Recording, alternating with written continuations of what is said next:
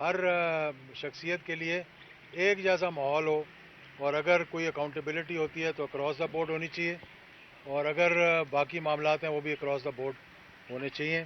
اور ہمیں امید ہے کہ پاکستان کے الیکشنز، آنے والے الیکشن جو ہیں وہ صاف اور شفاف ہوں گے، لوگوں کو اعتماد میں لے کر ہوں گے، اور اس سے جو ہے وہ پاکستان جو ہے پھر صحیح جمہوری عمل کی طرف چلے گا.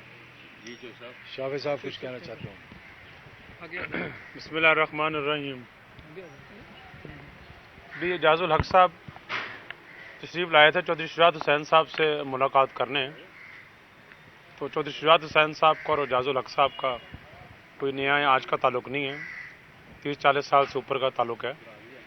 اور اس میں جس طرح اعجاز الحق صاحب نے بتایا ہے کہ مین جو یہاں پر آج ہماری میٹنگ ہوئی ہے اس میں یہ ڈسکس ہوا ہے کہ معیشت کے حوالے سے اور مہنگائی کے حوالے سے جو ہے تمام پارٹیز کو اور تمام جتنے بھی اسٹیک ہولڈرز ہیں ان کو جو ہے سوچنا چاہیے کہ مہنگائی کو کس طرح تیزی سے جو ہے مہنگائی کو کم کیا جائے، اور جس تیزی سے بجلی کے بل اوپر جا رہے ہیں اس کی روک تھام کے لیے بھی جو ہے وہ اقدامات کرنے چاہیے. اور دوسرا یہ ہے کہ جو آئی ایم ایف کی جو کنڈیشنز ہیں بجلی کے ریٹ بڑھانے کے اوپر، اس کو آئی ایم ایف کے لون کو بھی کم کرنے کے لیے جو پرائیویٹائزیشن ہے اس کا پروسیس جو ہے اس کو جلدی کرنا چاہیے، تاکہ جو قطر ایئر ویز سے جو پیسے آنے ہیں یا پاکستان اسٹیل مل سے آنے ہیں اس کی جو پیمنٹس آئیں وہ آئی ایم ایف کے لون کو کم کرنے میں ادا کی جائیں، تاکہ جو عام آدمی کے اوپر جو ہے وہ بوجھ کم پڑے اور جو بجلی کے ریٹ ہیں وہ بھی کم ہوں. باقی جو ہے اس میں یہ ڈسکشن ہوئی ہے جو پاکستان مسلم لیگ ضیاء ہے، اور پاکستان مسلم لیگ جو ہے وہ انشاءاللہ آنے والے الیکشنز میں بھی انشاءاللہ ہم مزید آپس میں بیٹھیں گے اور اس کے اوپر بھی ہم مزید بات کریں گے. یہ میں صرف ایک چیز ایڈ کرنا چاہتا ہوں اس میں، کہ یہ جو شافع صاحب نے کہہ دیا کہ آئندہ کا جو بھی سیاسی لائے عمل ہوگا وہ ایک مشاورت کے ساتھ اور چودھری شجاعت صاحب کی گائیڈنس میں کہہ سکتا ہوں، کیونکہ وہ بڑے بھی ہیں اور رہنما بھی ہیں. دوسرا یہ کہ اس ملک کے اندر جو کچھ ہوا ماضی کے اندر میں اس کو رپیٹ نہیں کرنا چاہتا. جب تک سیاستدان اپنے ماضی کے جو انہوں نے کردار ادا کیے ہیں اس میں معافی نہیں مانگیں گے، قوم سے بھی معافی مانگیں، اپنے آپ سے بھی معافی مانگیں، اور وہ یہ کہیں کہ جو ہو گیا غلطی ہوگی، آئندہ یہ غلطی نہیں ہوگی اور آگے کی طرف چلیں. اگر ہم ماضی میں پھنسے رہے اور یہ کہہ رہے کہ میں سچا ہوں، وہ کہ میں سچا ہوں، تو ہم کبھی بھی آگے کی طرف پیش رفت نہیں کر سکیں گے. تو یہ ساری بات ہی. اعجاز الحق صاحب فوج ہی سارے کام کر رہی ہے، اسپیشل انویسٹمنٹ سیریزن کونسل بنائی ہے، ڈالرز کی اسمگلنگ روک رہی ہے، باقی کام بھی.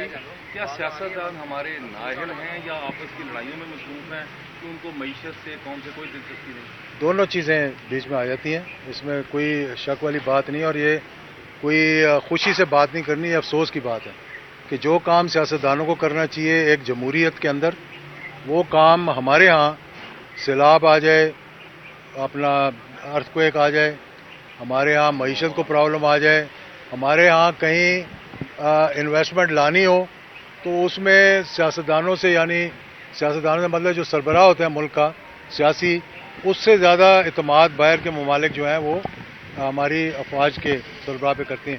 تو یہ کوئی فخریہ بات نہیں ہے، یہ اپنے گریبان میں جھانکنے والی بات ہے کہ کیا وجہ ہے کہ ہم نے اپنی کریڈیبلٹی کو اتنا خراب کیا.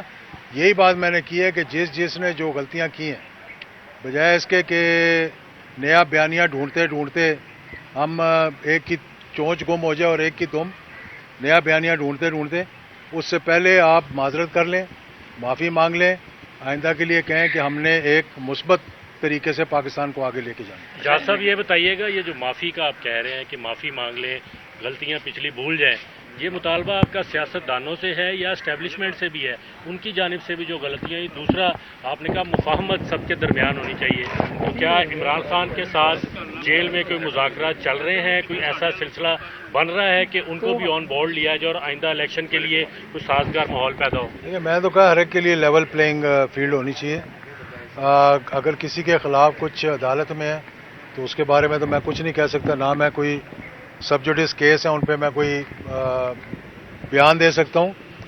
لیکن میں کہتا ہوں کہ ہر کسی کو لائنز ڈرا کرنی پڑیں گی، اپنے اپنے دائرہ اختیار کے اندر رہنا پڑے گا. ہمارے تمام اداروں کو کنٹروورشل بنانے کی کوشش کی ہے، फौज को भी कंट्रोवर्शियल बनाने की हमने ही कोशिश की है, जुडिशरी को भी कंट्रोवर्शियल बनाने की हमने कोशिश की है। तो कुछ इदारे तो पब्लिक में जाके अपने आप दफा कर सकते हैं, कुछ इदारे उस तरफ पब्लिक में जाके अपना दफा नहीं कर सकते।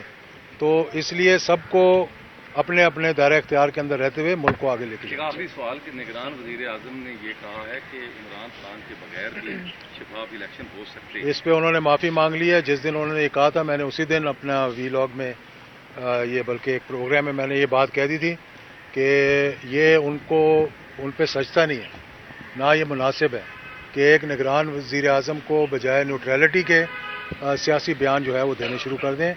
निगरानों का काम है सिर्फ इलेक्शंस पे तवज्जो देना और ट्रांसपेरेंट इलेक्शन करवाना। और अब चूंकि उनको थोड़े से इख्तियारात मिल गए हैं कि वो थोड़ा सा इकोनॉमिकली भी मामलात को देख सकते हैं, तो उसी के अंदर रहते हुए वो बजाय इसके कि एजाज़ुल हक अगला इलेक्शन लड़ेगा या चौधरी इरशाद लड़ेगा या नहीं लड़ेगा, ये जब इलेक्शन आएगा इलेक्शन कमीशन और अदालतें जो भी फैसला करेंगे उसके मुताबिक। सर, आपके ख्याल में नवाज शरीफ का इस्तकबाल फूलों की पत्तियों से होगा या हथकड़ी से होगा? ये इस पर मैं कुछ नहीं कह सकता।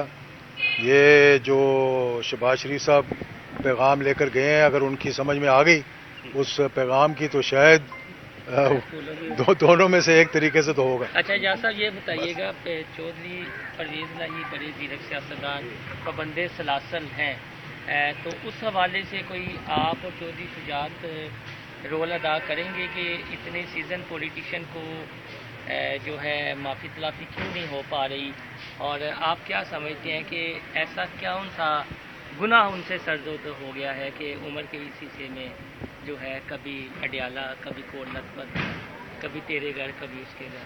देखिए, मैं कहा अदालती मामलात में मैं बयान नहीं दे सकता, लेकिन पिछली दफ़ा मेरी बात हुई थी तो आज भी थोड़ी बहुत जिक्र ज़रूर हुआ है। और इंशाअल्लाह चौधरी साहब के दिल में हर एक के लिए बड़ा नरम गोशा है, दूसरी तरफ से भी उसी किस्म का जवाब आना चाहिए। शाहबाज साहब, आप क्या कहेंगे? कह रहे हैं कि बच्चे जो हैं वो बड़ों के दरमियान सुलह नहीं होने दे रहे, इस पर क्या कहेंगे आप? नहीं, बच्चों या बड़ों की बात नहीं है, वो मैं तो समझता हूँ कि बड़ों ने भी शायद फैसला कर लिया हुआ है कि बेहतर है आगे फ्यूचर जनरेशन के लिए भी कि जिस हद तक हालात पहुँच गए हैं, तो बेहतर ये है कि दोनों ख़ानदान जो हैं वो अपनी अपनी अलग-अलग सियासत करें। और बेहतर यही है कि अगर एक ही टेबल पे बैठना है वो तो वेलकम है, मगर जहाँ बात है सियासत की तो बेहतर है कि अपनी पार्टी उनकी अलहदा हो और हमारी पार्टी अलहदा हो। एजाज साहब, आपने पैगाम के ऊपर सारी बात डाल दी नवाज शरीफ की वापसी की, जबकि अदालती फैसले के तहत वो मफरूर हैं, इश्तिहारी हैं, तो अदालती फैसले पे अमल दरामद होना चाहिए या पैगाम के ऊपर अमल दरामद होना चाहिए? नहीं, पैगाम जो है वो अदालत से हट के नहीं है।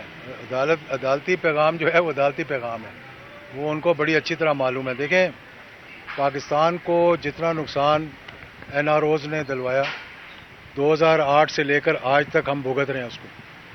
मैं ये पहले भी कह चुका हूँ कि अब किसी NRO की गुंजाइश नहीं है। हर किसी को लेवल प्लेइंग फील्ड, मतलब कि जो आपने बोया है उसको आपको काटना पड़ेगा। अगर आपने कोर्ट में जाना है और आप इश्तिहारी हैं, आप मफरूर हैं, आप जाके कोर्ट को सामना करें। आप 1 महीने का कह के और 4 साल पाकिस्तान नहीं आए, यही बहुत बड़ी खबर है। मेहरबानी।